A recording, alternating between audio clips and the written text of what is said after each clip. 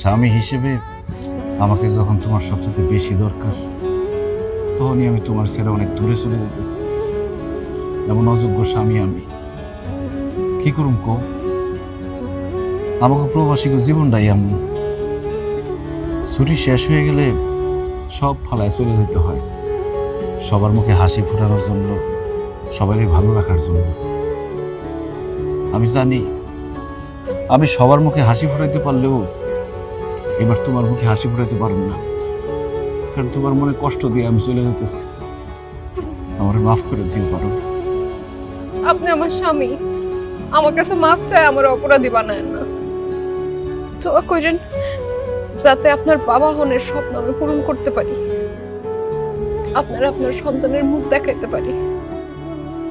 আরো দোয়া করেন যাতে এই দেখাই শেষ দেখা না হয়। কি কইতেছ?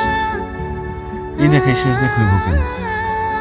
আমার ছোট খালা সন্তান জন্ম দেওয়ার সময় খালা মারা যায়।